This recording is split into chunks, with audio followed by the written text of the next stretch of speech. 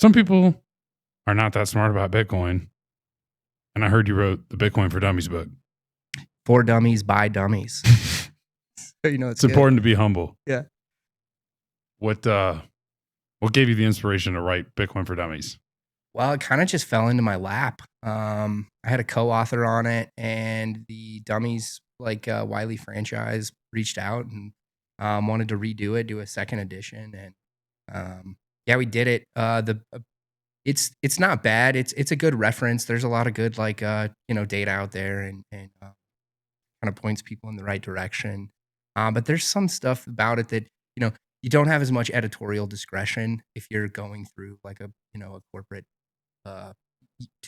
You get the advantages of their brand, and then also some of the disadvantages of it. So I think it's good, but it could have been better. Maybe is my perspective on it. Is that because it's a big publisher, and you just don't have complete creative freedom? I think so. That was one of the they have a lot of editorial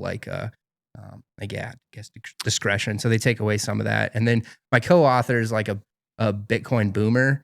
It's nothing against, it's not ageist or nothing. Bitcoin's for everyone, right? Yeah, Bitcoin's for everyone. But I think halfway through the book, I realized he was a no-coiner. And so there's a whole chapter, which is good, I think, to have part of that perspective in the book as well.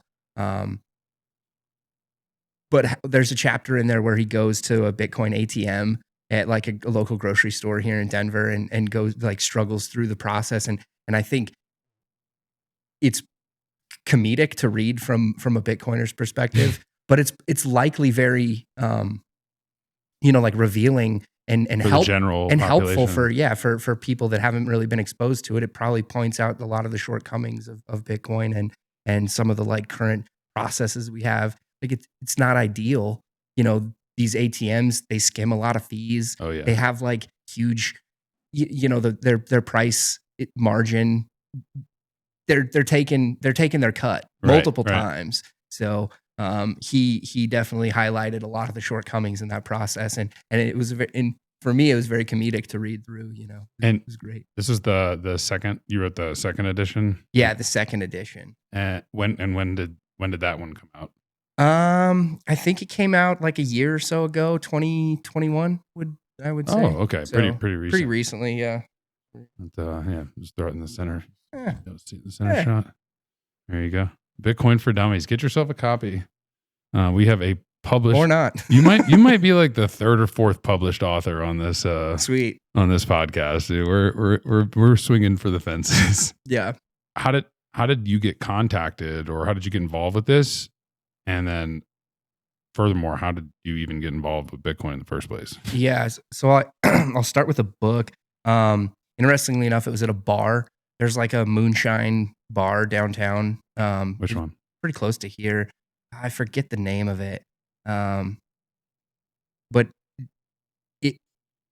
I ran into a fellow who we started just bullshitting about Bitcoin at one of these Bitcoin meetups, and over some whiskey and some moonshine, and turns out they needed a technical editor for the book. So I was like, yeah, all right, I could give it a shot. I can try to, correct some of the errors or whatever. And eventually that person dropped out of the book, and so they needed a co-author. And so I kind of stepped up to the plate. So the no-coiner was the one leading the effort? Yeah. Thank God you stepped in. Yeah.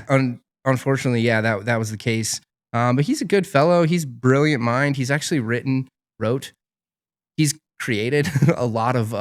He's the editor. You're the Bitcoin mind. Well, he got was the grammatical stuff. Yeah, right? He was the co-author for sure. No, and we had a team of editors, but he's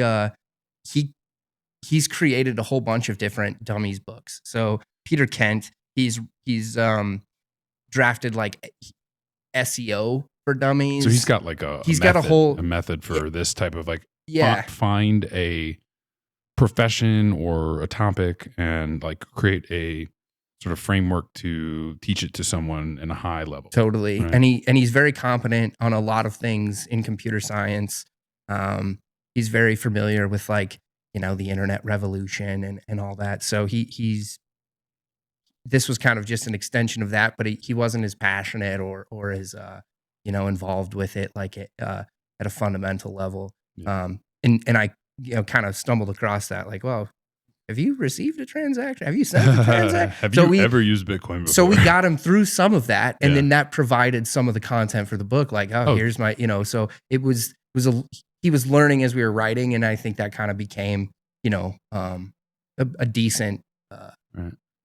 Documentation of learning how to, Bitcoin for dummies by dummies. Like we're all dumb. We're all learning. Yeah, right? We're all coming at it from our own perspective and slowly building into it. So, when did you first start learning? Like, when was your first? When was your first time you ever heard about Bitcoin? And then when did you really start to dive in? I think the first time I was exposed explicitly to Bitcoin was at a poker game at my uncle's house, and what year was this? It had to be early, maybe like 2010 or 11. And but I completely disregarded it, and I kicked it to the curb. I'm like, what? That doesn't make any sense. Like, I'm not. You're not alone, That's not for me. Blah blah blah. But eventually, I kept seeing it, and I kept like coming into contact with it, and I think my journey with like sound money started off. My grandparents used to own a grocery store here in Denver, like a local mom and pop like shop. They had like produce and meat. Whole families from Colorado. Like. Most of them, yeah. For the most part, we're all kind of around here. And so I grew up in this grocery store. They were my like daycare after school. I would go hang out like in stock shelves and do stuff around chores around the store. He's old enough to work. Exactly. And growing up, I always remember I saw inflation explicitly. The candy bars are getting smaller from a really young age. And they're getting more expensive. And I just remember I would work there every summer, or like sometimes over spring break or whatever. And they, we'd have to go change the UPC, like the price, like label. Oh, and it's like, well, because it wasn't digital now. We'd put a new sticker on the, like, the gallon of milk, like display, and like everything seemed to be, constantly going up in price. And it oftentimes the quantity or the quality would drop. And I saw that firsthand. Shrinkflation, Shrinkflation, so and then price is getting quality higher. Inflation. Price is getting higher, and then the quantity is getting smaller at the same time. And you pay more for less. Absolutely. And sometimes the story of our life today. The quality would get worse as well. So I always kind of like knew something was wrong. Something was wrong with the money. And my grandfather, like at the register in this grocery store, he had this explicit thing where certain quarters would get stored in, he wouldn't put them back into circulation in the change like jar. And it was quarters before, I forget the date, but it was before they turned from, silver to whatever alloy they're using now. Sometime in the 60s, because they had a metallic value more. So he had this quarter. Jar full of like actual silver quarters. Okay. And he would slowly, anytime they would come up in the transactions, he would pull them out of circulation and put them in this big jar. Smelt them down. So I don't think you could do that. I kind of realized that like, something was broken in the money, and I didn't really understand what, but I was a child, and I saw shrinkflation, I saw inflation, I saw all of these like mechanisms like happening. And so I was kind of primed to really be, interested in Bitcoin. And then a couple times I saw and heard about it. And eventually I saw the price go. So, it was like $1,000 or something a coin. I'm like, well, what is the deal with this? I need to learn more about it. And that's what kind of started me down the rabbit hole. Is I couldn't ignore it any longer. And I knew that my original assumption when I heard about it in this poker game, it was wrong. Like I ignored it, and I thought it was a joke and nothing serious. So I realized I had to change my opinion on it and start learning a little more. It's funny how, like, even if we don't get introduced to it because of the price is what makes you eventually say, screw it, I'm getting it. Yeah, I got to figure something out. Yeah, it's like, I can't sit on the sidelines anymore. I can't keep ignoring it. And like, the Bitcoiners on Twitter and all, it's such an echo chamber of like, one Bitcoin is one Bitcoin, and like, don't, zoom out, don't focus on the price. Yeah, no, I get it. Like, I understand how to tell yourself things so you can cope. Like, I get it. But the reality is like price is a viral and a very important mechanism for new adoption, right? Like this is how we have cycles. Like the cycles are based upon the halving, which substantially, and at least historically, has affected the price, right?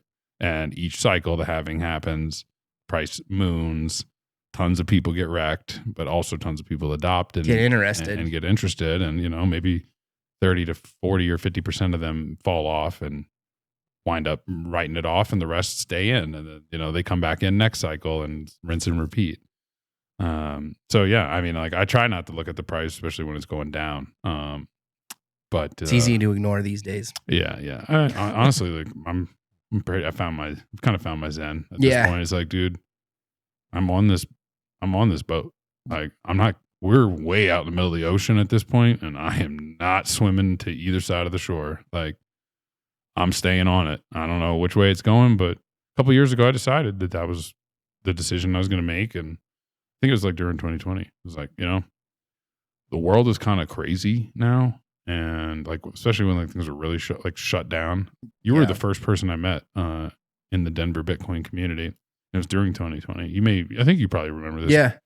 It was like the virtual Denver Bitcoin and beer. We only did it like 1 or 2 months because I couldn't handle it. Like, this is ridiculous. We're going back to the brewery. As soon as they opened the brewery back up, like we're there regardless, right. You know, I'll drink through a mask, whatever the restrictions were, I'll do it. I'll cut a hole in it. We're there. Yeah. But yeah, man, it's like, that Bitcoin Zen, you know, you're well positioned when you're happy when the price goes up. You're also pretty stoked when the price goes down. You know, you're just like, let's keep stacking, you know? Yeah. I think like, I mean, I agree with that. But I think like where I've found been most helpful is just like being indifferent rather than being happy if the price, well, I guess like it's good to be happy. So if you can be happy if the price goes up and happy if the price goes down, I'm not going to argue that. But I've like personally, I'm just like, I mean, I'm kind of like, I try not to get emotionally tied to it either way. Like I'm just sort of like, okay, it's going up, duh, because that's its programmed to do.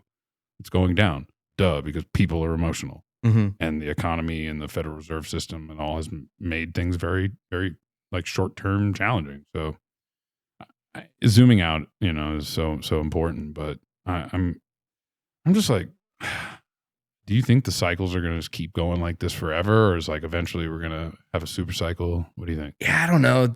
I love the buzzword super cycle, and I want to believe hyper Bitcoinization. Yeah, I want to believe, but at the same time, my mind's ready, but yeah, my body's maybe not. No, but the heavy bags aren't ready. I think they like as the reward, you know, continues to go cut in half, you know, exponentially going forward. Block reward, right? Yeah, I think their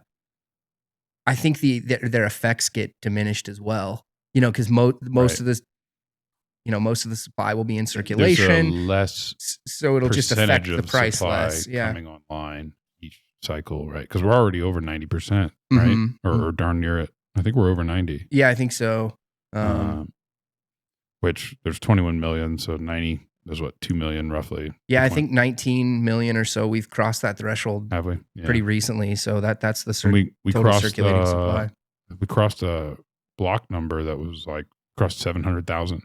It's interesting. Pretty recently, like Adam, the last guest on the show, he said something that kind of just gave me pause. Where he was like, you know, people are gonna like look back on the history books and be like, yo, the first million blocks of Bitcoin were like relic times where these people were the first million blocks.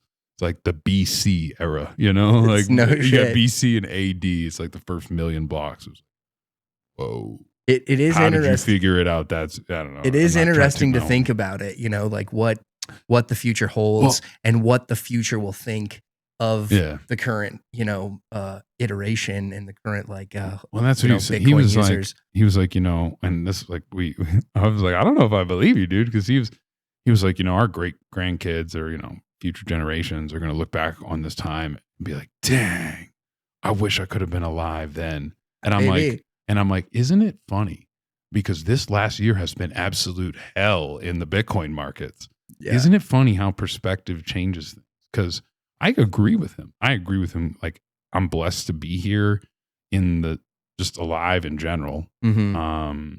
And through a point in time where I feel like I'm able to make some kind of difference. That's why I do the podcast, right? Because I'm trying to reach people and help the world in some way. Spread the message. Yeah, whatever small way it is. And so I agree with it. I'm like, it is very meaningful, and it is sort of empowering to think like this could be like historical art of, 500 years from now, if we're still using Bitcoin as a currency, people are going to look back on the first 10 years of Bitcoin and be like, what? Insanity. Those people were nuts. And also like they're probably like in hiding and like the ultra ruler elite now. So, but yeah, it's like, it's funny because how do you it's been so challenging, like with mining this year. I mean, like we're going to talk about mining and like the energy crisis in Europe and like all the things that have made this the year from hell to be a hodler or a miner specifically. You got a amp miner, old school right here, S5. Yeah.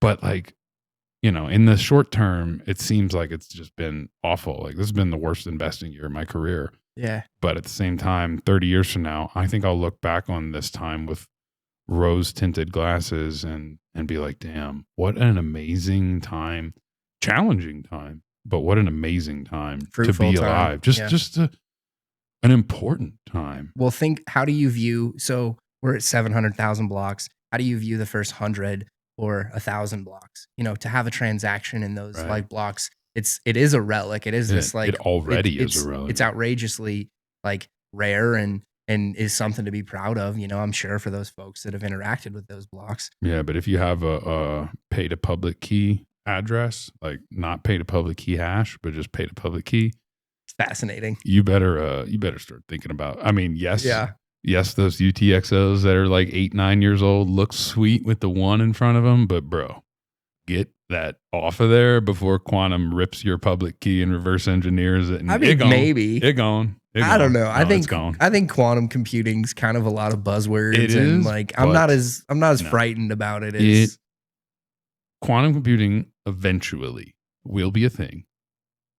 Maybe not even in our lifetimes on a practical use, but it's already a thing today. It's just keeping the things at absolute zero or whatever. Yeah, it's already a thing, but not like a very functional thing. Correct. Yeah. Right. But eventually the point being is that certain like the oldest Bitcoin addresses, rather than hashing the public key, they just paid directly to the public key.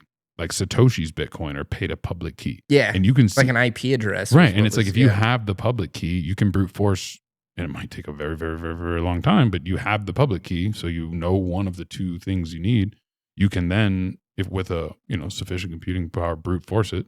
Today, that would actually take like more time than the universe has existed for, which is the whole reason why Bitcoin's so damn secure.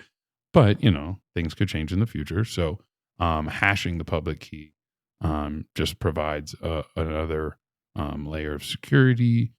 And you're not wrong. But I just think that it's so, quantum computing is such a like, I get pipe dream or, I think it's, so is flying to Mars, bro. Well, yeah. Conceptually, it like, it works, but practically, no, it's going to be a while, but I'm just saying like, eventually there's going to be a time where, let's say you keep these relics for 100 years, like, you got a UTXO that's 100 years old. That might not be your UTXO in the future. But no one watching the podcast in the next 6 months should give a shit about this. But if you're watching this in 2075, make sure you just rewound. Yeah. If we didn't get taken off YouTube by then. So exactly. Well, I mean, what's the quote? Like in theory, there's no difference between, practice and reality. Or in theory, there's no difference between theory and reality, but in reality there is, or something like that. Yeah. I mean, you practice like you play like you practice. I mean, we're not even recording. This has just all been practice. So there you go. It's like, well, dude, how did you start Bitcoin and beer in Denver? Because honestly, like, and I've never told you this, but it was critical to, at the time that I met you and the time that I found the Denver Bitcoin and beer community. Ironically, I had just gotten sober. I was like, oh, cool. So let's go to this beer meetup. But I was like, I don't know. Like the Bitcoin part was more important at that time. Absolutely. And I like, most of my friends today I have met either indirectly or directly through the Bitcoin and Beer group. And I mean, dude, like that signal that I got from attending those first few meetups in 2020, like what gave me the confidence to be like, I want to like work in this industry and like, this is what I want to do. And now you are, you're smashing and successful. So no, that means a lot, man. I'm glad to hear it. Thanks for sharing. Interestingly enough, the Bitcoin and Beer meetup fell into my lap. The fellow that was previously running it, someone else started it. Yeah, someone else started it maybe in like 2015 or around then. Okay. And I was hungry for Bitcoin content. I was hungry to like interact with the local Bitcoin community. So I kept searching these things out. I would go to everything, shitcoin stuff, Bitcoin stuff. I wanted to see, hear, and be exposed to like all of it. And so I was definitely going to these Bitcoin and Beer meetups that this fellow was hosting. And I think sometime like maybe 2016, 2017, he like got the itch and had the means. I think he moved to a beach, or I don't know. He's not in cold Colorado anymore. Yeah. That's for sure. He moved to paradise and got the hell out of Dodge. So I was probably the most religious about going to his meetups. And so he's like, well, hey, you want to take it over? Yeah, you're the guy that's here all the time. You want to keep the torch alive and keep the fire going. And I'd love to.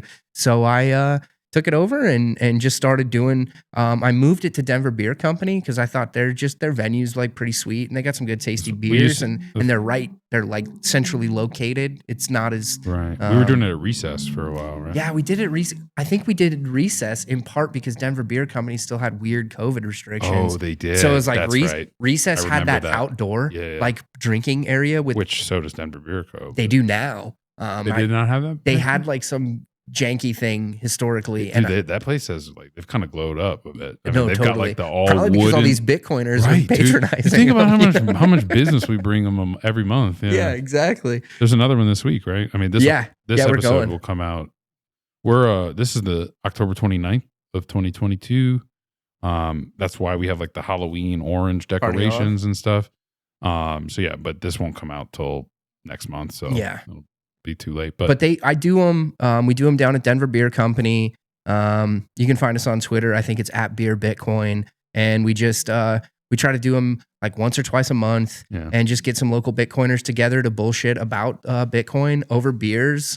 And I'm like glad to hear like your experience with it. I think there's probably been others like that. There's a pretty good community, and I think there's a lot of really good local Bitcoiners with tons of expertise from different areas. And the venue probably doesn't do it justice because we kind of stray away from the technical side of things and just really like just a social thing. Yeah, it's a social gathering, but I think it's important to see and like interact with like other Bitcoiners in the area. So one thing I would like to see change about it is just like the ability. Like I find that when like we sit out there, people get locked into conversation just because of the way like we sit at like one large table. Totally. And like I would like to be able to interact with more people. Like I find like I spend most of the time talking to a handful of people at the meetups. Yeah. And I would like to like shuffle or something. Yeah, I would like to have an opportunity to meet more of the people. But I mean, like it's Bitcoin tough. people are.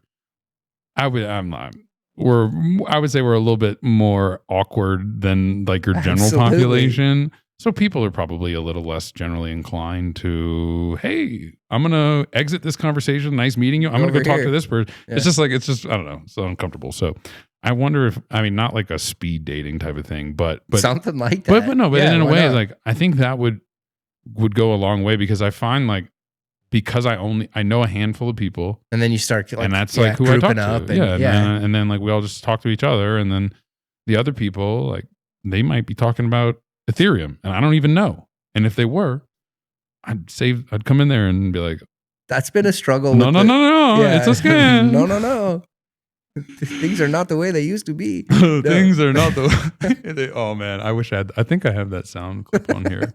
I've got a soundboard there, but a couple of Carlos sound bits. Carlos is like 2017 was such a great time. Just memes I got galore. absolutely burned. Bought in at like, I don't know, it was a few thousand a coin. Yeah. Rode it all the way up. Rode it all the way down. Exactly. But the thing is, like, I bought my first coin. Maybe, I don't know, like, it was like chump change. It was like, all right, I'm gonna just like buy $50 or whatever Bitcoin, you know.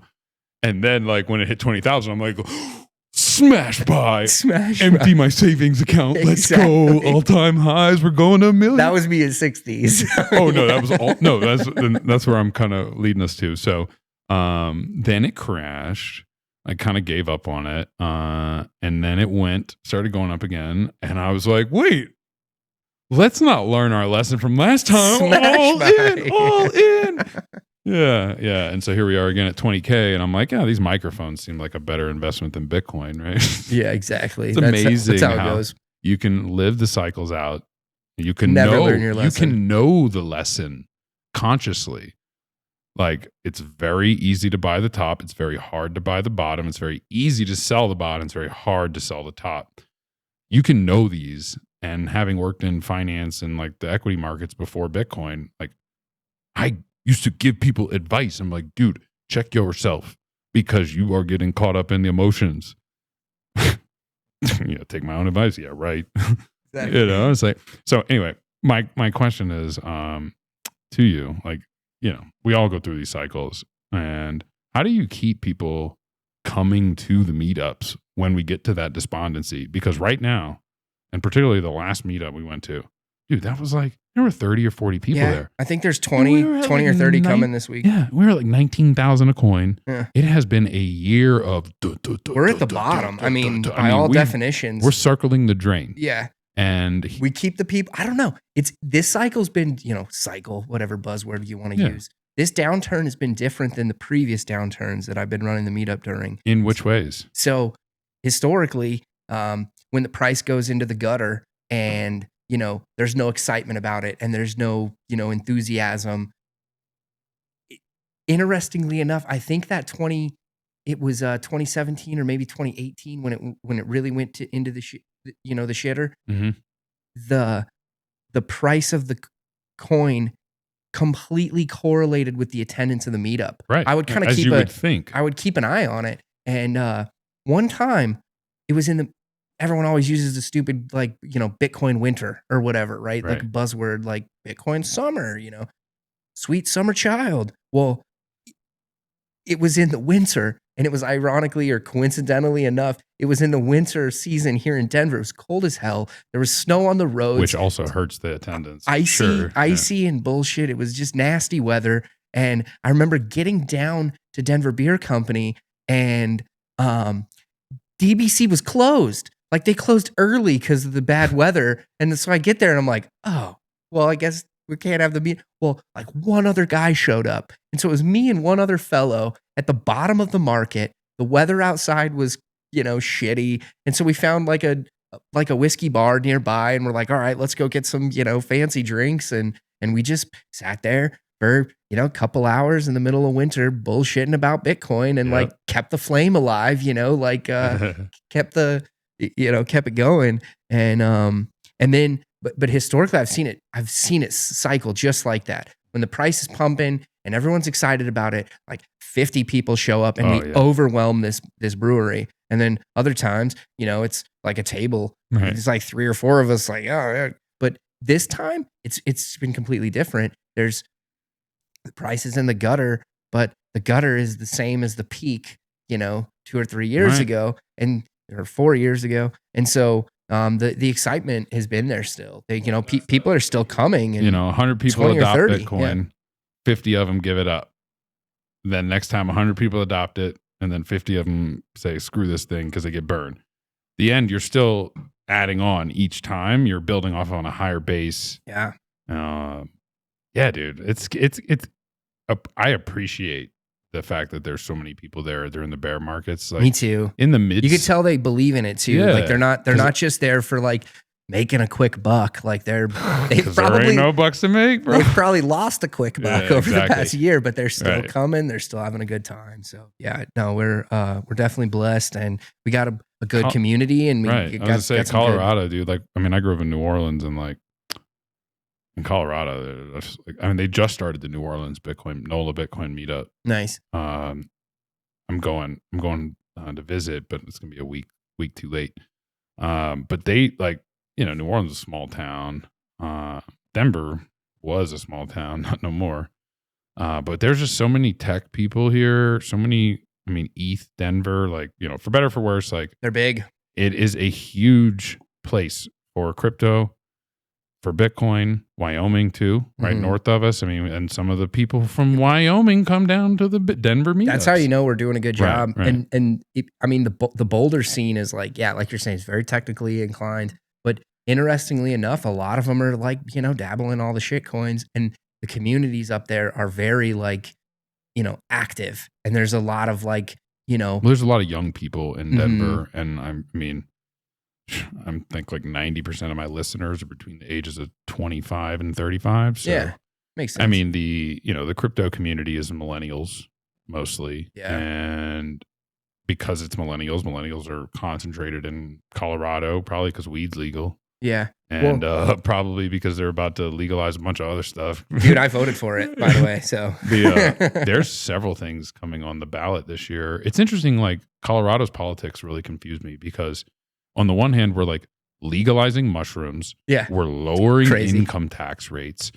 They're finally allowing wine and stuff that's going to be sold at grocery stores. Absolutely. Yeah. But yet they are banning Bitcoin mining while at the same time banning flare gas.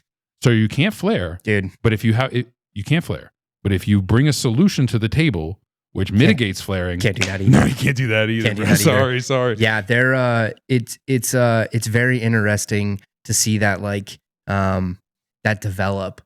Specifically Adams County and their Bitcoin mining ban. The state has banned flaring.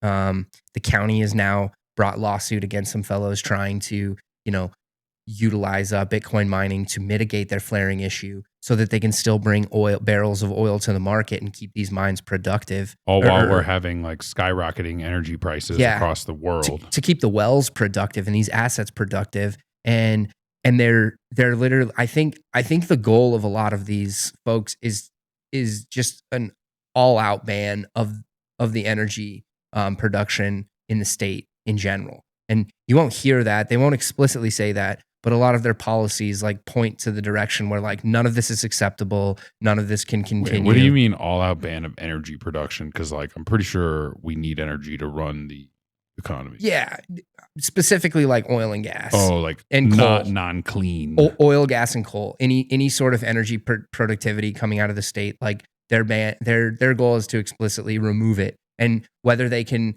remove it via the market economy decides that stuff's not productive or effective or makes much money anymore, or if it takes the state bringing the ban hammer on the mechanisms that allow them to profitably do it. They don't care. They want it outright. It's the not in my backyard kind of thing. Is this something that you've noticed evolve or change as you've grown up in Colorado? Or absolutely. This hasn't always been that mindset? No. So okay, let's just say a decade ago when I was getting out of school, I felt like the tables were completely flipped from where they were today. There was so much oil and gas production and exploration and drilling, and coal was still being embraced. They were building new coal plants. They were expanding coal plants just a decade ago. And that's 2012. And I felt at the time there were all these interesting new alternatives, and we should be at least exploring them and investing in them and trying them out. So those alternatives are solar and winds and nuclear and hydro, and let's go in on these, not all in, but let's try them out. And I felt like at least in the electrical industry and the energy industry, I was one of the few voices, kind of piping up about some of that stuff. Let's give it a go. Let's see where this takes us. It looks to be, at least cheap and effective, and on the margins, we can make it work. But it's in the past 10 years, it's completely changed. Now, the vast majority of the folks, all they you from the political level to the the commercial level and everywhere in between the academic level, everyone's beating the drum for wind and solar and batteries, and they're completely avoiding like any sort of like hydrocarbon based, fossil fuel based fuels. Yeah, non-renewable. And I think it's almost shocking to me how quickly that happened. It is how fast the tables turned. It's because of the subsidies and like the government is like, they are interfering with the natural free markets. Absolutely. Incentives. They're forcing, like my friend, you've got a Tesla. Like, yeah, I'm a pro electric car person. My friend bought a Tesla because he got a huge tax credit. Yeah, I know. It's obscene. It changes people's, like, it literally rewires incentives. Yeah, I'm pro electrification. I'm pro like alternative energy. I want an all of the above, right. Kind of energy strategy. More energy, not like, less. There was this buzzword when I was going to school, and there was like people would wear T-shirts, and it would say like the energy fix is an energy mix, and it's like that kind of resonated with me, like an all of the above. What kind of school? Where is this, like in college? Yeah, I was up in Golden. At Mines. Yeah, I'm like, wait, what? I ain't never seen about somebody wear a shirt like that. We're all nerds, so that was how it was going. Yeah, but I like remember at the time, I'm like, oh yeah, of course, energy mix. Like they just want to keep burning hydrocarbons. Right. And but at the time, that was the vast majority of the sources. I was like, well, let's try some other stuff.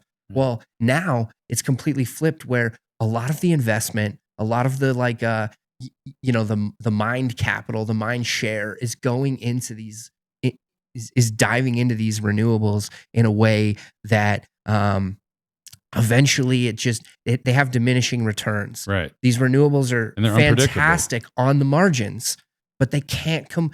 There's no electric grid in the country that runs specifically on wind and solar. There's no electric grid in the world that runs specifically on wind and solar. And that's essentially the stated goals of everything of the state of Colorado, the Public Utility Commission, the academia, like institutions in Colorado, the legislators, like they're pushing it, the executive branch, it's now even to the point where like your local county commissioners are like beating that drum. Right. Like Adams County. Absolutely. And it's to the point where like anybody who has interacted, intimately with the electric grid knows that you just can't do it. It's not feasible yet. We don't have it.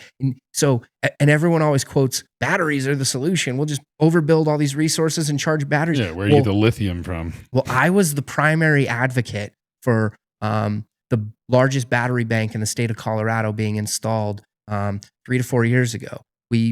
My utility, we put it in, we had it going, and it's still operating today. It's phenomenal. It's a giant battery. And it's functional. Can you give me an idea like how many megawatts, gigawatts? So it's a 4.5 megawatt battery in terms of power output. And how big is something like that? So like size wise.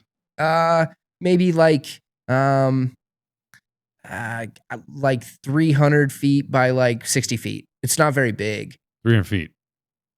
Wide or long? Yeah, that's like that's a football field. Yeah, like it's huge, dude. Well, it's big, but it's like pretty. It's a football field. It's pretty compact in general, though. Yeah, So I would say, 4.5 megawatt battery is its power output, but it stores up to 18 megawatt hours of battery, and so it has like quite a bit of energy storage. And then it can displace our load, and we can shape our load curve with it pretty effectively. And I'm telling you, it's very functional, but it's cost prohibitive to do this at scale for our grid. So this one battery, multi-million-dollar, multi-year project, offsets just a tiny fraction of our total power load for a couple hours a day. It can't do it. The sun doesn't shine 12 hours or 10 to 12 hours a day. It just can't replace our baseload generation. And I think a lot of these like politicians and academics, like they just keep beating the drum, pushing us towards this adoption. And again, at all costs, they don't care. They just don't understand. Like they're either either selfish for their own political agenda, it's part of it, ignorant, or evil. I don't know. Is there an alternative? I think part of it's ignorance, and I think part of it's just like extreme optimism, and then I think some of them are just like misinformed. They don't have like the data from the ground to be able to push it forward, and so they just keep they just keep going, and I think you see the ill effects of some of this policy in California, Texas, and now most of Europe, specifically Germany, who has invested like $500 billion more into this like new energy program that they're putting out. I forget the German word. There's some really long German word for it, energy windy or something like that. But they probably ends in Bunden or something. Yeah, that's probably right. No, but they've invested hundreds and hundreds of billions of dollars into solar and wind over the past decade, when if they would have just invested half of that into new nuclear plants, their like energy woes, their energy woes would have been solved. Like George Bush said. Yeah. Well, okay. So 2 things that I want to ask you in response to that. So why is it that, and maybe you just elaborate a bit, why is it that wind and solar and all can't be the base load of the grid? And why is it that nuclear, just to like that same point, is so totally good if we could get it safe according to the politicians? Well, it comes down to load factor is like the technical term. What? So load, our listeners probably don't even know what that. I don't even know what that means. So I'll try to make it. I'll try to distill it down. But essentially, load factor is just a measure of like how often this thing is running over a certain period of time, and it's normally referenced in like a percentage, or so 100% load would be max all the time. Yeah, 100% load factor is like an S9 running 24/7. That's 100% load factor. Okay. But if you were to turn the S9 off 12 hours a day, that'd be 50. That would be a 50% load factor. So now it's pretty easy. It's intuitive. Clock it at half the power. It would still be 100% load factor at 50% of the power threshold. Okay. So it would pull like half the amp. Yeah. So I'll just give you some rough numbers. So a solar farm, if it's like a single axis tracking solar farm, so it actually tracks the sun, like the panels follow the arc of the... they move. They have like bearings on them. Yeah, we have some sweet solar farms on our system that they have motors and bearings, and like they track on an axis. So in the morning, they're pointed directly at the sun, getting 100% of the output. And then they follow all the way through the evening and like point towards the mountains. So they're much more efficient in capture. And even then, that load factor, if they're lucky, is let's say 20%. Because think about it, 12 hours of the day, the sun's not out. It's night. Right? So 20% of the time, that's like an extreme solar load factor is 20%. Some of them are 5 to 8% is their load factor. Okay, so let's try wind. I can't exactly recall the wind load factor off the top of my head, but I'm assuming it's probably less. Depends on where you're at. It's probably less. Yeah, it depends on where you're at and where it's deployed. Absolutely, but I would assume it's less than 60%, and I wouldn't be surprised if it was as low as 40%. So much more than solar, though. Much more than solar, but still not that much. From a capex upfront, is there a significant difference between like starting a wind farm or a solar farm? As far as like what it costs to design? It all depends on the size, but like an equivalent size, they'd probably be very similar in costs. So like if I've got 10,000 acres in rural Wyoming, you'd probably want to go wind farm. You'd probably want to go wind. All right, but if you had 10,000 acres in Arizona, you might want to go solar. Maybe go solar. Yeah, because the wind's not as good down there, but the sun's like excellent. So this is actually a pretty good area for wind power. And solar. Colorado's unique. Solar, we actually have some pretty, 300 days of sunshine. And they want to ban all the energy, all the petrol. I see why, because they're like, we've got the renewables. We've got the resources. Yeah. We've got the renewables. We don't need petroleum. We're also a very rich hydropower state, which is kind of because of the mountains, we're not elevation drop. We're not as like big in hydroelectricity as like say Nevada or Oregon or Washington. Why is that? They get a lot more moisture, and they have similar elevation drops, so their dams are pretty sweet. Well, like here in Colorado, we get a bunch of moisture up in the high country, and we do have quite a few like dams. Like, dude, I was riding, I saw a dam in Adams County. I was on my bike the other day. Yeah. I was riding in like Brighton area. That's Adams County, right? Yep. And I saw the dam and it was just unharnessed. Oh, yeah. It was just there. And I was like, I've talked about just that. plug some freaking miners in. What are you guys doing? So there's a Department of Energy report that talks about this specifically. And I think the numbers are obscene. I think only like out of all of the like water dams in the United States, like maybe 3% of them have hydroelectric capacity installed on them. So there's this huge undertapped, underutilized resource where all of this water infrastructure that we've installed for irrigation and, for like clean drinking water for communities, like it goes wasted. That gravity, we could utilize that. Well, what's like a load factor for hydropower? I imagine it's got to be much higher. It obviously depends. Like the load factor for some of these like dams along the Colorado River this past year have been lower in part because the river's starting to dry out. Dude, the Platte River. I took a picture of it the other day. I was like, I can see most of the bottom of this river. It's crazy. It was just like a little stream that was sort of meandering through where a 100-foot, 200-foot football field, basically, and wide river used to exist. They want to tell you it's because we're in a massive drought. I thought it was something with Wyoming, like damming up the Platte River up there. The Platte River, there's like the South Platte and the North Platte, and they join like kind of up in like Nebraska. But Wyoming can't dam this Platte River because it comes actually between Denver and Colorado Springs. It comes out of the mountains. I was reading that like Wyoming wanted to dam the Platte River, and there was like a huge lashback because they were like, yo, literally what?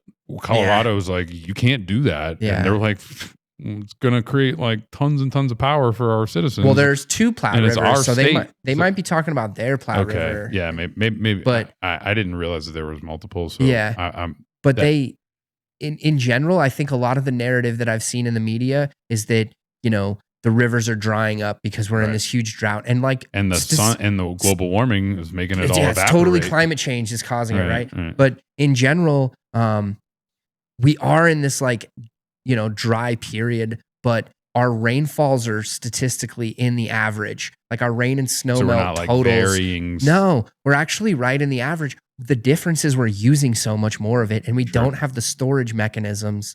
Like how much of our river's still flowing into Nebraska or all these other places. We're not storing it as well, and we're using it more frivolously on lawn irrigation or things that are essentially that'll be banned pretty soon. Could be considered just completely wasteful.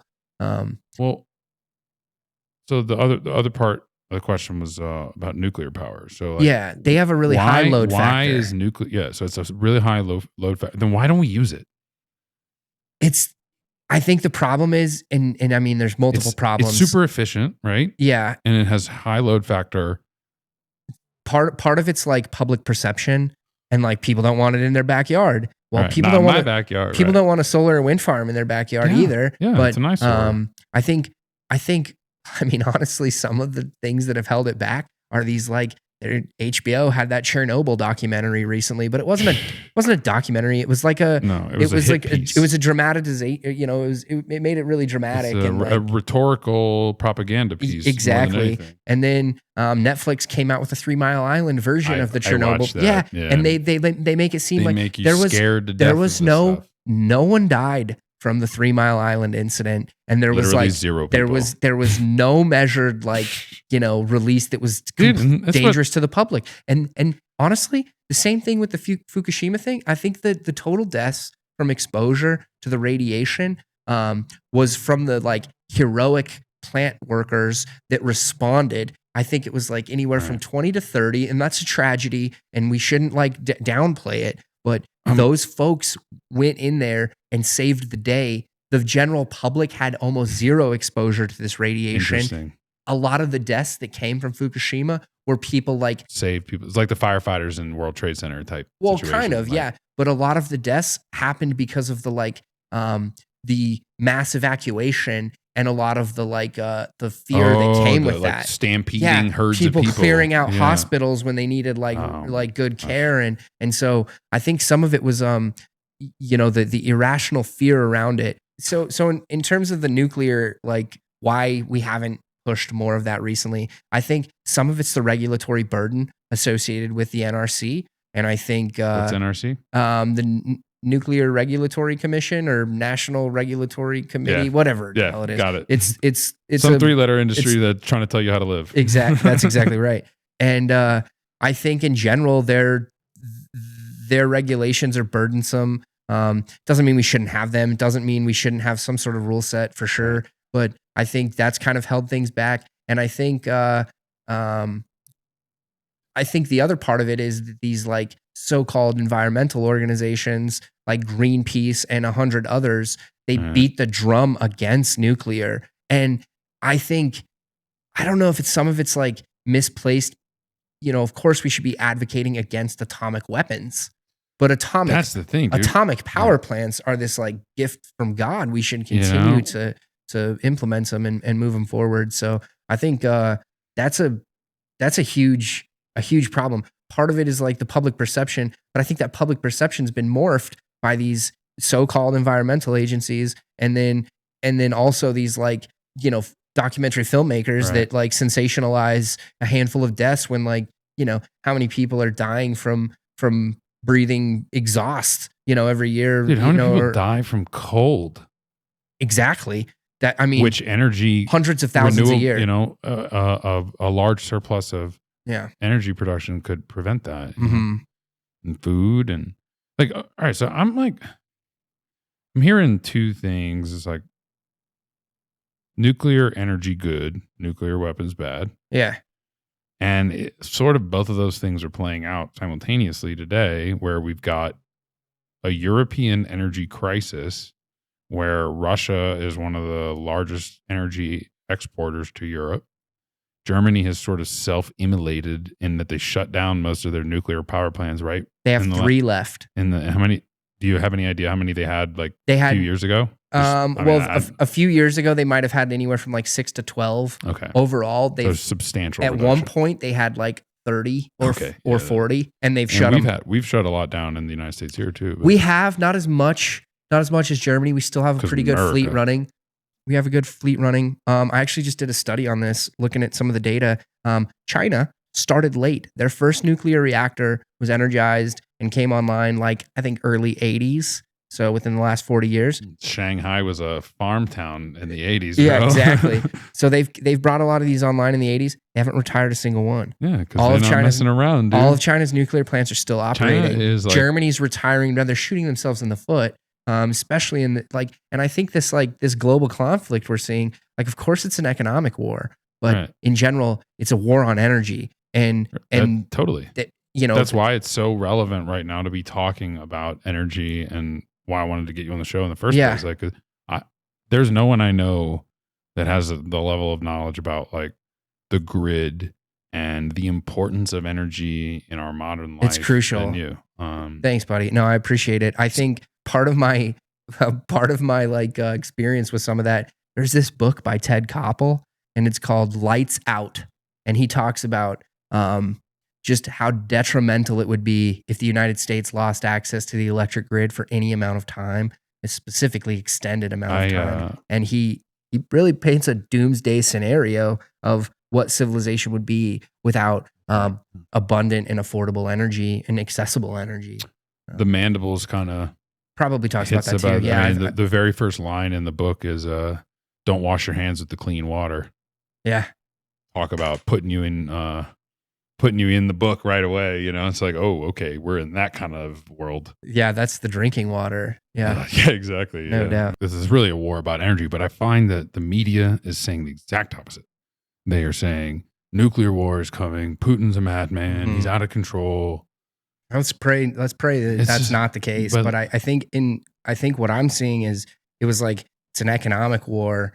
I mean, obviously all the atrocities that are occurring, but I think in terms of Russia versus the West, the West lobbied that like a currency war. right? We used the dollar against Russia. That was the end of the dollar in my mind. And well, maybe, yeah, in terms of like its standing internationally. The camel that what was it? Something broke the camel's back. Straw broke the camel's back. That's exactly right. And I think, I mean, that was obviously one of the first like salvos in the economic war, but I think the next one has been a lot of this energy, nonsense. Like Russia's been withholding quite a bit of the energy from Europe, and then like recently, like the Nord Stream pipeline like was attacked, and that bridge was attacked. There was all these there's all these things that's like trying to keep energy from flowing and goods from flowing internationally. And so I think the second and third layer effects of the war in Ukraine is going to really it's going to have detrimental effects on like the energy for Europe and like currency access for Russians. And it's fascinating. It's interesting, but I think Europe would be a lot better off in general. Western Europe, excluding Ukraine, would have much better go this winter if they had abundant and excessive energy specifically. I mean, like nuclear or anything or any kind of reliable. That's exactly right. Reliable with a load factor that's close to 100%. So nuclear specifically, let's say like 98 to 95%. And that those percentages come from like plant maintenance and like scheduled shutdowns. And all these other sources just can't have it. So what you have to do, if you want a grid that's entirely wind and solar, you have to overbuild. So if you want a grid that's powered just by solar alone, and like let's just use easy numbers. Let's say it's 20% load factor. That means you have to build five times the amount of solar that you need, and then you have to have that same amount of battery capacity to run you through the night. And so if wind is 50% solar, you have to double build, you have to triple build, because half the wind farms won't be blowing all the time. Right. And then you need to rely on the other half and vice versa. So these new technologies, I'm an advocate for wind and solar, but they're very effective on the margins. They're good when you have like, when they're they anywhere don't from replace the base load. Yeah, like anywhere from 5 to 50% of your energy capacity is coming from wind and solar. That's fine. That's not that big of an issue. But when it's 50 to 75%, it becomes like a huge issue. The only reason some of these localities and some of these electric grids are running from 50 to 75% renewables, it's because they're importing the rest of their energy from their reliable neighbors. And so like you look at Germany. So they're just manipulating the data for appearance purposes. Pretty much. They're buying it on the market. Yeah. And they're not producing, they're buying it. Yeah, exactly. And if everybody's trying to like make up for their energy shortcomings by buying from their neighbors, there won't be enough to go around. This just reminds me of like how we in the West, in the United States and Europe, everybody's got like such this infatuation with like cleaning up the environment. Mm-hmm. And I mean, look, the wetlands are just getting destroyed.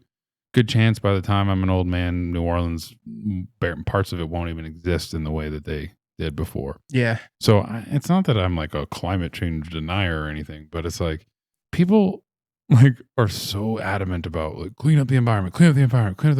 And then China is like, yo, screw you guys. We don't. And it's like, yo, we all share the same air.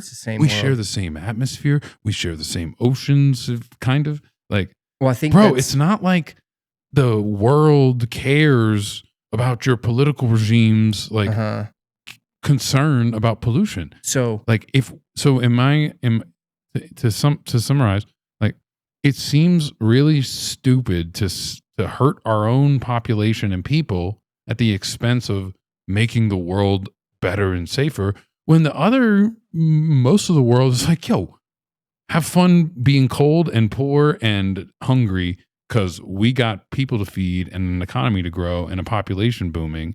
And we don't care about the pollution because it's not like we got bigger problems. Exactly. And that's what a privileged problem. Like, what a first it is world a privileged problem to be concerned about the environment. If you look at India and China and all of these other, these countries, their goal, is prosperity. And they're more in tune with it than we are, because in part, I think we've been kind of disconnected from it. Post-industrialization countries are take that energy for granted.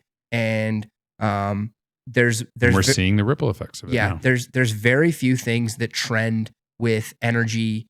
There's very few things that trend with human prosperity than energy consumption. Like more closely. Yeah. Like higher correlation. They're very posted close. Some stuff on Twitter about that before. Yeah. I've seen the more energy a society uses per capita, the more prosperous that society is per capita. And you just think about it. Like, imagine if you didn't use, there's some statistic, and I forget the exact like thresholds or percentages, but it's talking about like a very non-significant or a very significant percentage of the human population uses less energy than an American refrigerator in a given year. And it's like, imagine if you didn't have a refrigerator, that adds so much to your quality of life and your standard of life and your quality of food. You were telling me about how you had like, the beef from Jason from the Beef Initiative. It's coming, man. And how your power went out and you lost the whole thing. Exactly. And like, so energy point right there. Like it is a good example. It's a terrifying example. And I'm sad sorry about to it. remind you of it. I wasted a lot of energy and, human energy, I guess, in that case, like, was squandered. But it's a good example. Without electricity, how would we keep any of our like meat and our food stocks? Like that's just it. Electricity is so fundamental. Energy is so fundamental to every process that the civilization puts forward, like food refrigeration, water filtration, water sanitation, communication, even our transportation networks, like, the street lights and the stoplights, well, they're all electric. We'll go try to fill up a gasoline vehicle, or a diesel truck, like go try to fill that up. If there's no electricity at the gas station, their pumps won't be able to pull the, like, I never thought about that. It's everywhere. Everything is reliant upon electricity. The grid is like every subsystem in humanity is required to have the invisible background. It's absolutely. Like, communications. Like imagine not having a communications network if anything were to occur. All this excess, abundant and affordable, reliable electricity requires civilization requires that. And right. And I think a lot of these folks that advocate for these alternatives don't realize that price increases will have to occur. Statistically, the higher the percentage of wind and solar on any given grid system, the higher the cost, in part because you have to double build resources. Well, and I guess the counterpoint would be like, well, in oil and gas, the cost is externalized to the environment, right? You're right. But I think that same calculation that you're not totally calculating the externalities when you're looking at a barrel of oil or a gallon of gasoline. Sure. I'll concede that. But I will also concede that you're not looking at those externalities accurately when you're talking about a wind turbine or solar panels. Fair. And so everyone has these buzzwords and it's like ESG, right? Well, what about the S? Everyone focuses on energy, but what about the social, right? So what about the social impacts of using slave labor in China to produce solar panels? Like that's not clean energy. We don't care what they're doing in China. We only care about what we're doing here. That's not clean energy. There's carbon clean energy and then there's conscious clean energy. And these people they only focus on the carbon and at what cost? It's the moral equivalent of advocating for solar panels built with slave labor in China is the moral equivalent of a Yankee advocating for Southern cotton in the antebellum South, right? Like, well, their cotton's really cheap. Why can't we heat ourselves in the winter with cotton sweaters from the South? Well, I mean, because morally that's it's repugnant. It's not. You can't morally stand by Southern cotton in the antebellum South because of all the slavery, and it's the same with these solar panels. I've been to a lot of those antebellum plantations in Louisiana, Mississippi. Lots of them. They're amazing, it's fascinating, and you actually learn. History is written by the winners, right? So, and I'm not saying these people were winners, but point being that when you go, most of these are like nonprofits or like wedding venues and stuff now, and when you go, they they could be definitely embellishing the truth a bit. But they talk about like how like the slaves, like some of the properties actually, like the slaves lived in the home, not in the back home. So like certain parts of Louisiana were like the people who were on those properties actually had a better quality of life than some who were outside of those communities, because there was so much wealth due to the farmland and that exchange, the trade.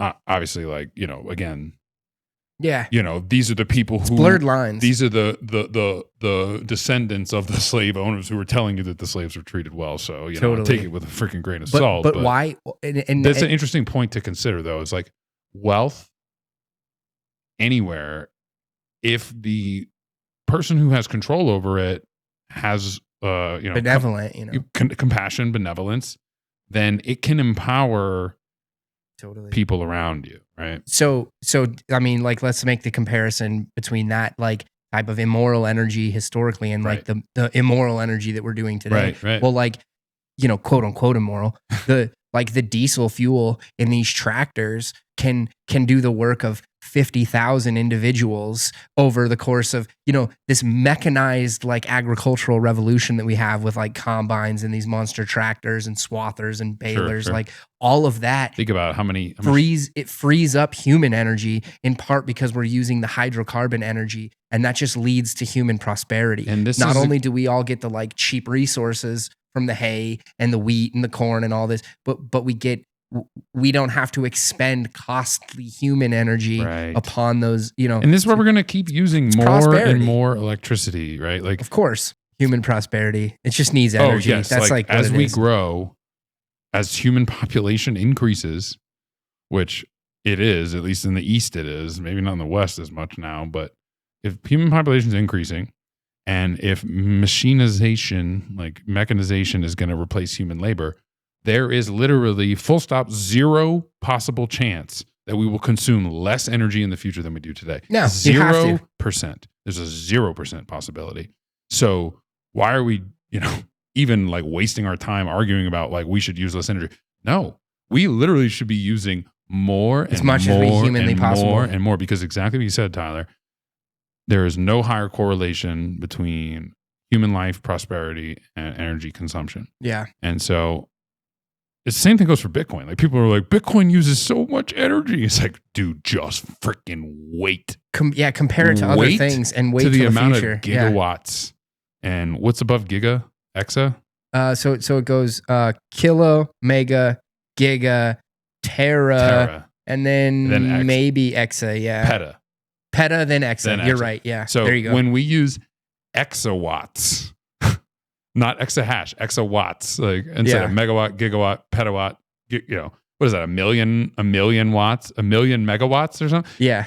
The Bitcoin network is going to use so much freaking energy that we're going to laugh that we even had the discussion about like we should be concerned, because it's part of the design. Mm-hmm. It's all part of design. Human energy, the more we free up human energy for labor by replacing it with, abundant renewable energy, whether it's nuclear. I mean, look, fossil fuels are renewable on a long enough timeline. So it's a good point. People don't talk about it. Yeah. There's a certain number of years that they just say, all right, not renewable, whatever. Where did it come from? It's freaking organic matter. Yeah, that, exactly. Like, died and under pressure. And anyway, why isn't anybody talking about this? Well, we are, and the 50 people that listen to this podcast. Yeah. But we're going to use so much energy, and it's gonna increase prosperity for humans because they don't have to spend exactly what we're saying. They don't have to spend their human labor to go out in the fields and farm, because machines do it. Mm-hmm. But that requires wattage, right? Because like, we don't think about, when we work a field or whatever, we don't think about expelling watts, but we do. We expel joules, right? Because calories, caloric that's content. the definition of work, right? Is it's power over time, but no, I guess it's power over distance. So the more and then energy is work over time. Information, so the more energy we get from our environment, the more human energy we have to do other things, Mm-hmm. and innovate. And since the only way to truly increase long-term growth of an economy is through technological advancement, that seems like the best way to put us on a better trajectory forward. Is like automate as much of our world as we can to free up cognitive energy to think our way out of problems. Absolutely. No, I 100% agree. And I think that kind of wraps back into like, the Bitcoin network energy consumption, like debate. I think there's a lot of misinformation on that front. It's maybe not even worth getting into. But right here is it's an Antminer S5. S5. This thing is an heirloom. People are going to look back at it and I mean, I guess I already look back at it in awe, but this thing would put out a terahash of productive work. One single. And this was like the fifth. I mean, it's an S5, right? So that they're up to S19 plus they skip whatever. Numbers, yeah, they skip some numbers. What's the current hash rate of like a new gen machine? Just to put. So I think if you got like the S19 plus Pro XP whatever super mega, it's like I think it's like anywhere from 140 to one something like 50 or something. It's 140 of these. And it would this uses about 600 watts and they use for a terahash. And so, let's say that uses 3,000 to 4,000. It's using 5 times the amount of energy, but it's producing, 150 times the amount of useful work. Right. So the efficiency gains are just like, they're obscene. Even this compared to an S9 it's outrageous. I mean, the only reason you would plug this in, and I'm actually thinking about this now, is that I have a space heater. Yeah. And my space heater is probably 600 watts. It's 1,000 watts. Yeah. This is lower wattage. Uh-huh. And I also get, a very paltry amount. But computational power is actually 100% thermal efficient. Yep. Every watt you put through that converts it into heat. Comes out in people don't terms get of that. Thermal heat. People don't understand. I didn't understand until someone explained it to me. I was like, oh yeah, because like where else does it go? Mm-hmm. Law of thermodynamics. It all goes through losses and maybe you explained that heat. to me before one of the meetups. But I think it's interesting. It only had one fan on it, and it's just got a really unique little power supply thing. And it's their first edition or fifth edition or whatever. But I'd like to see an S1. I don't know if they even have those. I don't know. I know that one fellow put together like a Bitcoin miner. Were you mining with this at home like back in the day? I had it on a skateboard in sitting on a skateboard, like a longboard kind of thing. That seems really thermodynamic. Well, I don't want to put this on the carpet, so let's put it on the skateboard. Man, rubber grip. I had no idea what I was doing. I was just testing stuff out. I was tinkering. I was like, I started out very skeptical with Bitcoin, and then I got like, all right, maybe a little curious, right. And then I got like enthralled with it, and it turned into like a hobby, and then it turned into a passion, and now I'm like definitely trying to advocate for it. So, what would you say? Like, do you still mine or like as a hobby? I or space heating. I throw some hash around to heat my house and stuff, but nothing like noteworthy. It's a ruthlessly competitive business without some kind of built-in competitive advantage. Exactly. And even that gets arbed out over time. We started a mining company and it went belly up in part because it's a very competitive industry. It's a very competitive environment, and we didn't have that we didn't have that competitive advantage, and you learned a lot of lessons about it though. So it was a learning experience. Given that it's so hard, like why do people still decide to mine?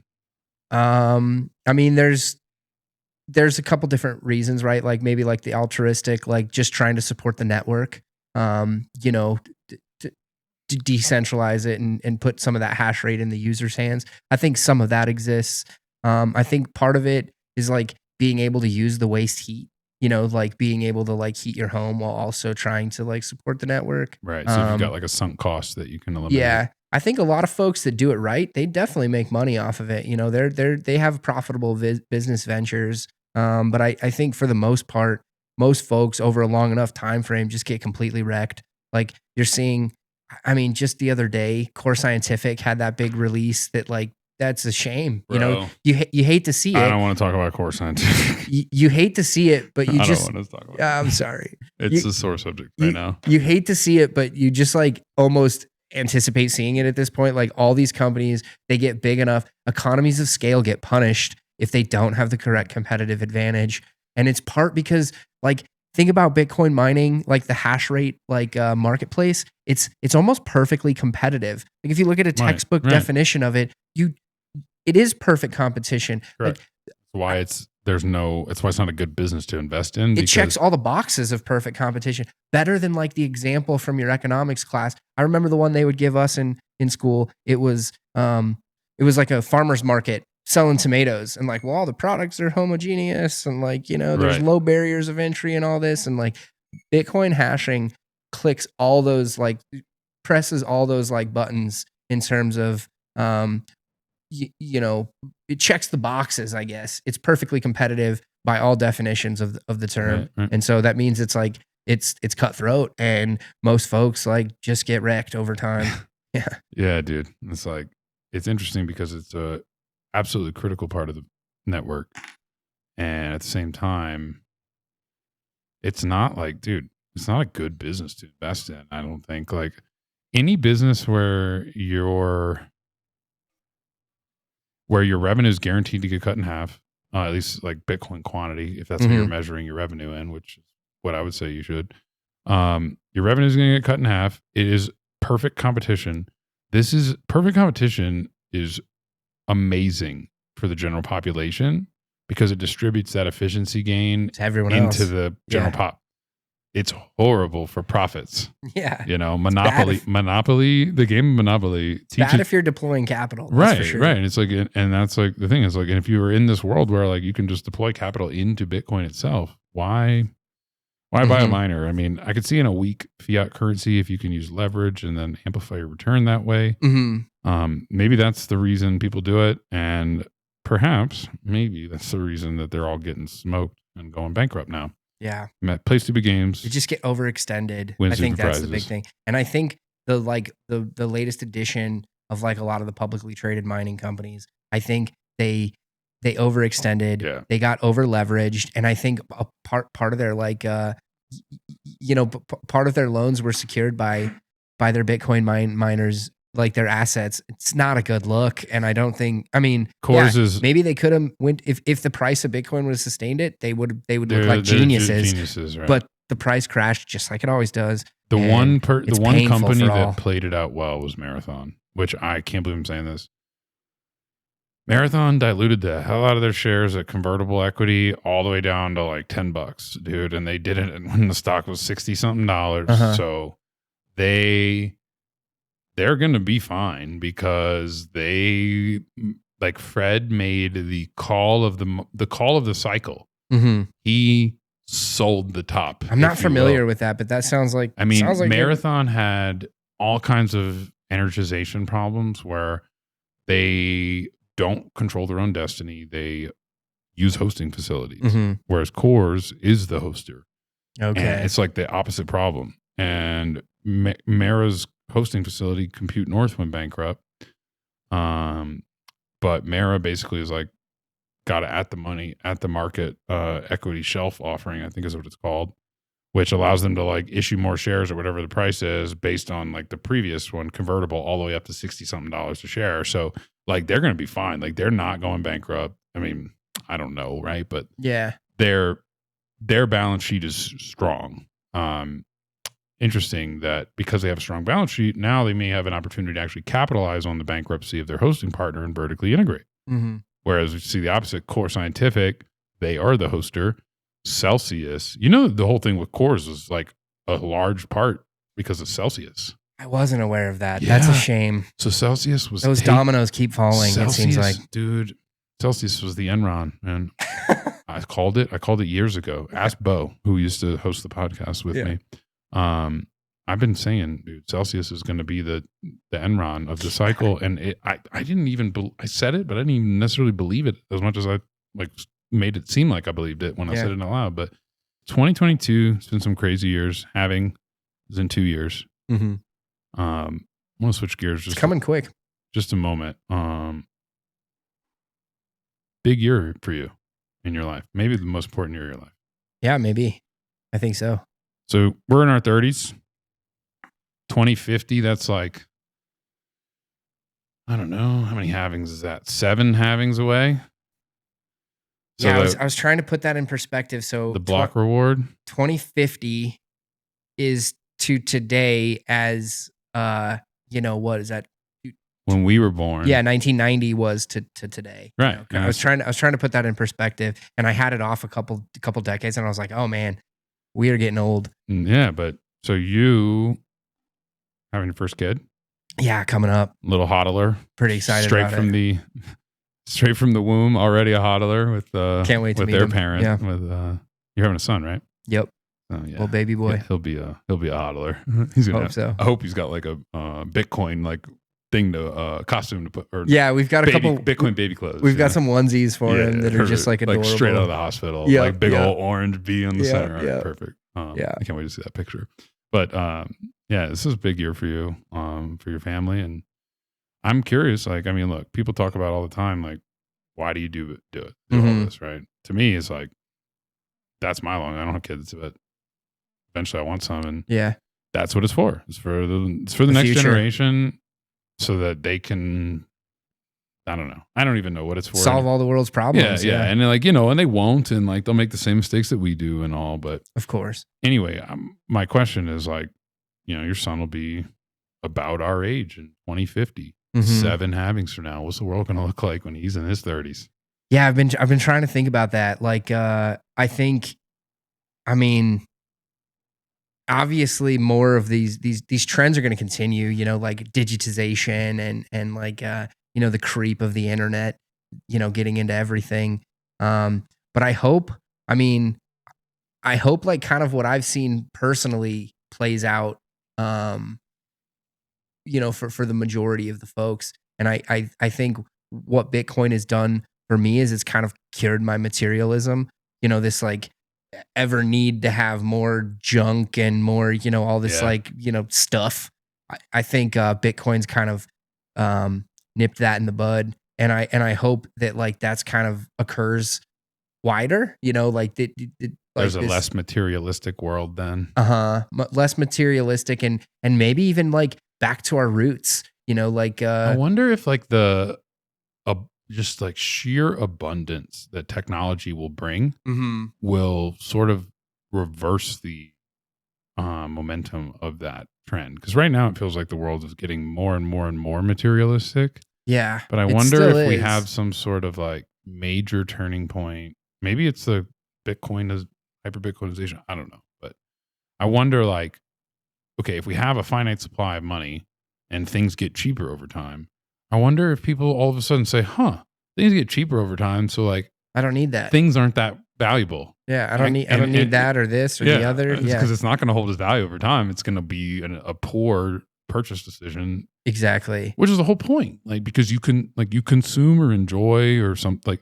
Less is more. And that's kind of what I'm hoping like goes forward is, and I think kind of similar to like what we've seen with the miners, like their improvements there's diminishing returns on their improvement. Well, the same is going to be with like, the touchscreen cell phone. Like eventually we're already starting to see it. Like the next model just doesn't have that much difference than the previous one. It's not even worth getting. In some cases, it's like, what a waste.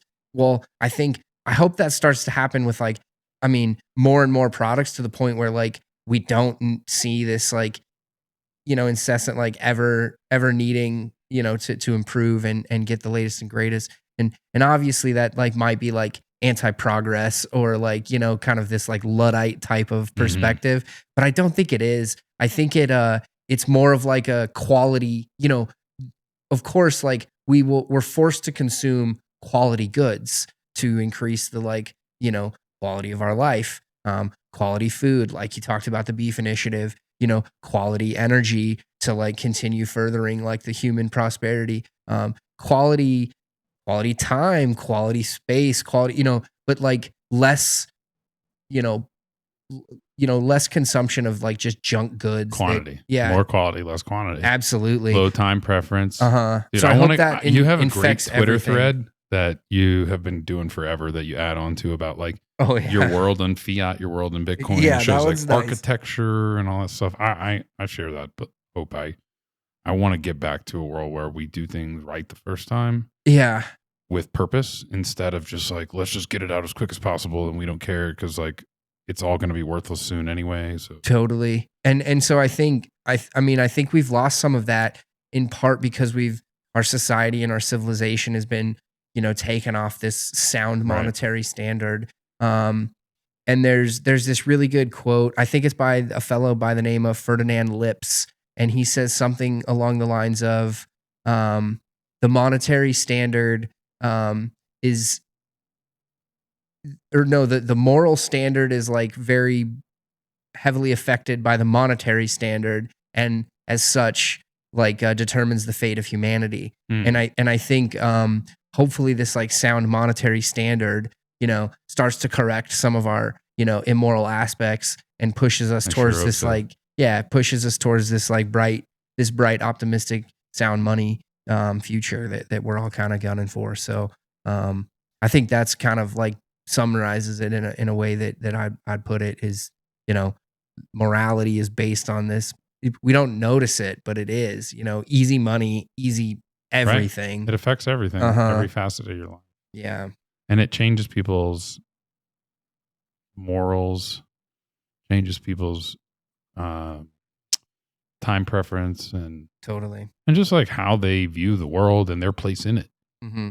Right? Like when your work doesn't deteriorate over time, there's a certain level of I contribute to this beyond and greater than myself. Where if it's just like, there's this, I don't know, like you think about the people who built the pyramid. I'm thinking about like people who built the pyramids. Like, it's high time preference. Right. Or low time. Long time extremely low. Yeah. It's like, they probably didn't know it at the time, but like those things are still standing today. Mm-hmm. It's crazy. It's been thousands of years.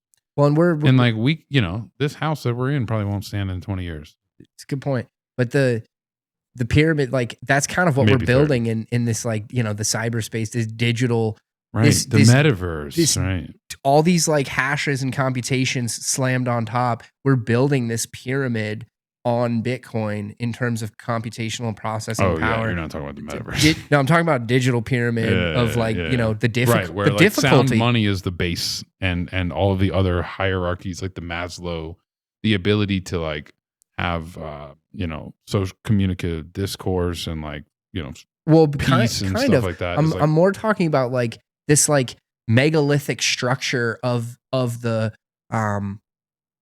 pyramids is kind of this like proof of physical work. Right. And like this digital megalithic structure that we're building with Bitcoin is this digital proof of work. That we can move and take with. The pyramids of the future, people looking back and being like, oh my God, I can't believe they put all of this time, effort, energy in computations into this like structure. That structure is going to be the Bitcoin like block data file, because it'll show how much energy and work and time and computation in a digital like manifestation of the concept of work. Right. So I really do think that like the pyramid of the future, people are going to be looking back. They're not going to be being like, oh my God, look, they built a skyscraper. No, it'll be this megalithic digital structure. It is Bitcoin. That's such a fascinating interpretation. I want to like go back to the metaverse, because part of what you said about like materialism, Mark, I was listening to Mark Zuckerberg on the Lex Friedman podcast. I should watch that. And one of the things he talked about was like, everything used to exist in our physical realm. Like you needed physical monitors to have 3 monitors at your workstation. But now you can just put a headset on and you have 3 monitors in the virtual world. Yeah. And like, I started thinking about that and I was like, what if like we don't, like what if our materialism isn't replaced but repurposed, where like we start valuing material things in the digital realm that's not physical? It's possible. And it's like, yo, I like NFT, for example. I'm not into NFTs, but like, yo, check out that sick 101 ape, it's like, yo, I don't care about that, but like, I don't know, maybe kids in 30 years will, because like maybe that's where they hang out. Maybe that's their town hall, community center, and like could be coming into Twitter Spaces live in the metaverse with their one-of-one avatars. Like, oh, there he is. There he is. You already kind of see it with like the Fortnite, right? Kind Exactly. of, like, right. The concerts of it. Yeah. And that's all fascinating. And guess what? The Travis Scott did a concert in Fortnite. Nobody died. Yeah, it's a good point. Nobody got stomped on, dude. Didn't think about that. I mean, shouts out to the families there. It's a horrible thing that happened, but rest in peace. I mean, yeah. Anyway, I might cut that so I don't get sued. Anyway, dude. I know you got some Halloween plans to run to. Yeah, no rush. Final question for you. Next guest, Tatum. Yeah. Tatum, between two ASICs. Dude. We're between one. Well, we're on the other side of one ASIC is between us. Between two Bitcoiners. I'm going to name this episode one ASIC between two people. Yeah, there you go. Between two people. Between two ASIC Bitcoiners. between two Bitcoiners. There you go. And have an ASIC and just have the camera just be on the ASIC the whole time and not ever look at us and just us be the audio track. It would work. Yeah. No, I'm familiar. I've seen some of his content. I think it's hilarious. I think the idea is brilliant, kind of repurposing the Between Two Ferns things. I guess the question I would have is like, what spurred that creativity? Like where did he get that inspiration for doing that? And then, what's up with the bulletproof vest? I guess that would be my other question. Like, is it because he's everyone's a mess, or like what's bro? It's because he lives in Atlanta. I think he lives in the South. So oh no, you gotta tread carefully down there. Bro. Does he have plates in the vest, or is it just for show? Like that? Maybe that's the other question. I think he's got real plates in there. It sure as hell looks like real plates to me. That's classic. What's up with the bulletproof vest? All right, Tatum. What's up with the vest, man? We're gonna find out next week. That's cool, Tyler. It's been dude. This like you had said you were nervous getting on here, dude. A little bit. You absolutely crushed it. Like Thanks, buddy. This is your 50th podcast you've been on. No, it's the first one. I just like to bullshit all the time though, so it's kind of the same thing. It's just two homies talking about Bitcoin. So. Talk about nothing for a while. Yeah. Don't talk show about nothing. Where can our listeners find more about your content and just some of the stuff that you're involved in? Yeah, so I guess Twitter is probably the best spot. At Bain on Twitter. And then if you're interested, if you're in the Denver metro area, Mile High City, if you want to come out to some Bitcoin and beer meetups, we do them pretty frequently, a couple times a month.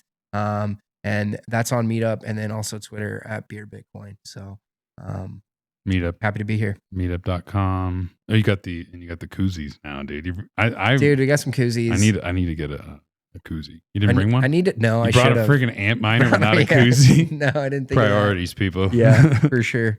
Well, thanks again for coming in and spending this heck yeah pre-Halloween party night. Thanks for having me. And yeah, we'll get this out eventually. And brilliant. Maybe Russia won't have invaded Ukraine by the time I get this edited. We'll see. Fingers crossed, huh? But yeah, this has been episode 27 of the Value Stack Podcast. Thanks for listening. Make sure you hit that subscribe button, share, download, follow. Fountain FM. We'll be doing like the splits in the Lightning Network. So if you send us a tip, Tyler will get half, I'll get half. Well, Fountain gets 5%. So cheers. We get 45% each. So thanks for listening. Have a great day.